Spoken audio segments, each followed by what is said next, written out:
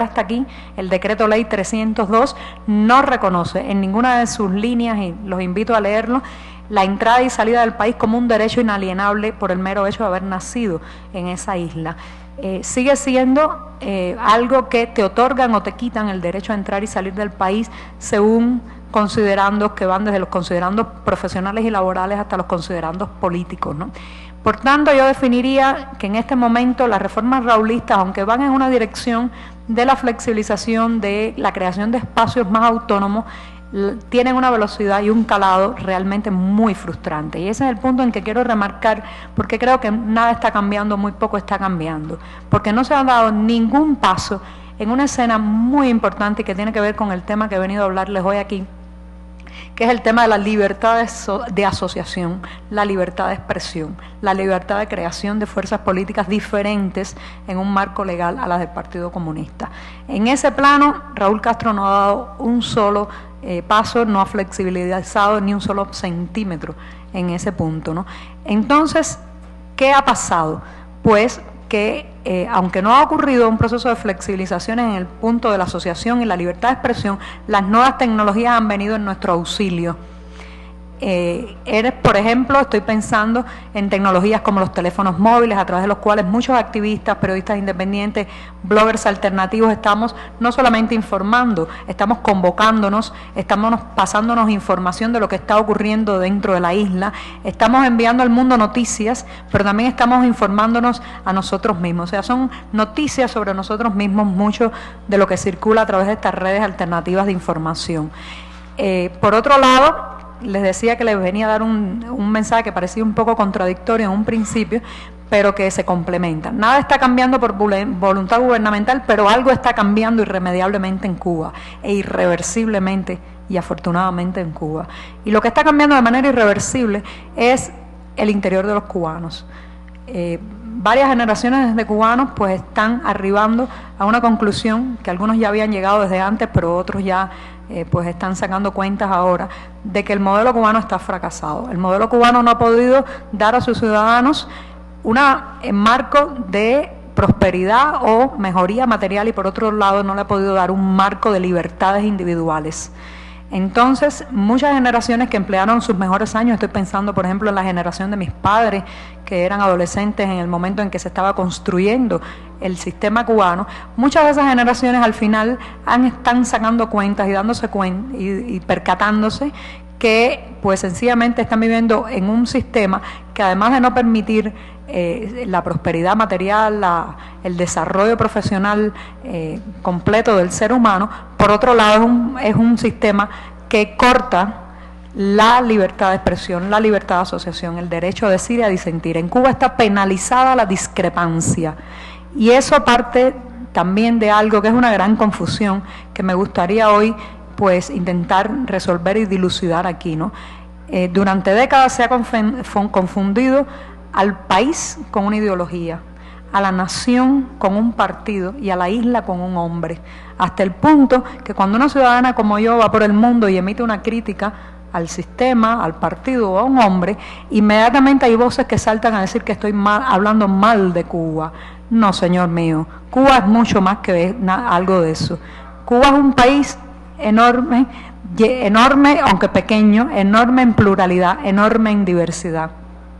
Cuba es un país que usted camina por las calles y además de ver todos los matices raciales, todas las mezclas, las más hermosas también, de tonos de piel, va a encontrar también ese mismo espectro de diversidad en las proyecciones políticas e ideológicas. En Cuba hay todo tipo de personas con tendencias liberales, socialdemócratas, demócratas cristianos, anarquistas, trotskistas, hay de todo, ¿no? Ahora, ¿por qué esa variedad, ese espectro nacional no puede manifestarse en un marco de derechos? ¿Por qué ese espectro nacional no puede tener un contexto de respeto en el cual aflorar y poder decirlo sin temor a represalias? Ese es el punto, a mi juicio, que está marcando todo. Y ese es el punto también que hace que la libertad de expresión esté tan lastimada, porque el gobierno considera que un informador, un periodista, más allá de una persona con un compromiso con la verdad, es un soldado de la información. Y un soldado de la información, un militante de la palabra, como los periodistas oficiales en Cuba, para los cuales tengo muchas críticas profesionales, pero además podría decir que conozco a muchos, son mis amigos y sé que están pasando un momento muy difícil porque es la castración de la profesión, ¿no? Es como la muerte profesional en vida. Para ese discurso oficial donde la patria es el partido, donde la nación es un hombre y donde el país es una ideología, pues está claro que todo lo que arroje una crítica es considerado como un acto de alta traición. ¿Cuáles son las represalias? De todo tipo. De todo tipo. Desde el silenciamiento hasta las detenciones, las amenazas, convertir a las personas que tienen un criterio diferente en algo, en elementos radioactivos, para que los otros ciudadanos no se acerquen y no se contagien con ese deseo de criticar o ese deseo de expresarse, ¿no? Pasa desde, por ejemplo, la llamada lapidación pública de los críticos. Hemos vivido muchísimos fusilamientos mediáticos, fusilamientos de reputaciones, de disidentes, de personas que en Cuba quieren cambiar las cosas. Además, debo decirle, desde un sentido del patriotismo y de la preocupación por lo que está pasando en el país. Y entonces esas personas son agredidas verbal y físicamente, sus nombres son colocados en la prensa nacional, en los horarios estelares de la televisión, con los peores adjetivos. Y además sin derecho a réplica, que a mi juicio es lo peor. Por otro lado, el gobierno cubano tiene el método de tratar de trasladar el epicentro de los problemas hacia afuera. O sea, trata de presentar que los conflictos no son entre los ciudadanos y su gobierno, sino que intenta presentarlos como un conflicto entre la nación cubana y el vecino del norte, una especie de David contra Goliat. Cuando yo en realidad miro mi realidad y veo lo que pasa a mi alrededor, yo pienso que sí, hay un David contra un Goliat, pero no tal y como lo explica la propaganda oficial. El David es el pueblo cubano y el Goliat, con un inmenso poder y un inmenso control, es el gobierno de Cuba, ¿no? Entonces, esa es básicamente lo que he venido a narrarles hoy, la necesidad de que aceptar, en primer lugar, que Cuba es un país plural. No podemos ser el único país del mundo tocado por la magia de la unanimidad, ¿verdad? No puede ser que en esa isla de 111.000 kilómetros cuadrados sea el único lugar del planeta donde todos estemos de acuerdo. Entonces, ¿por qué exigirnos esa unanimidad cuando no lo somos? Entonces, el mundo tiene que empezar a pensar en Cuba como una Cuba plural, diversa. No somos una isla de verde olivo, no somos una isla roja, somos una isla con un arcoíris de pensamiento. Y la comunidad internacional tiene que ayudarnos a los que estamos dentro de Cuba, tratando que ese arcoíris de pensamiento se represente y pueda expresarse sin penalizaciones. La comunidad internacional tiene que ayudarnos en ese objetivo. Así que ya saben, me encantaría escuchar preguntas, pero yo desde el periodismo, desde la palabra, desde la no violencia verbal, repudio todo tipo de violencia verbal. No me gustan los adjetivos incendiarios.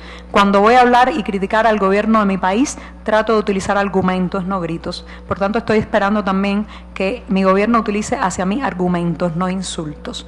Entonces, es básicamente lo que quería decirles.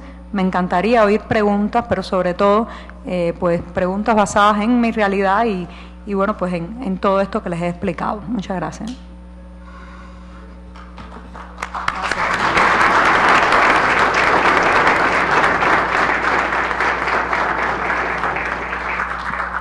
Como ya lo ha anunciado, ha aceptado responder algunas preguntas del auditorio. Si alguien quiere formularla, simplemente levante la mano y nos permitimos acercar el micrófono, por favor. Sí, gracias. La persona que está en la cuarta fila. Si les parece, haremos un grupo de 3 preguntas y le daremos después la palabra a Joanny para la respuesta. Adelante, por favor. Joanny, con todo respeto, fuimos invitados a una conferencia en materia de libertad de expresión en el mundo de las redes sociales. Ya sabemos que usted es un activista en contra del gobierno cubano. Quedó pendiente este gran tema de conocer a quien utiliza las redes sociales para hacer propaganda política, y hay una preocupación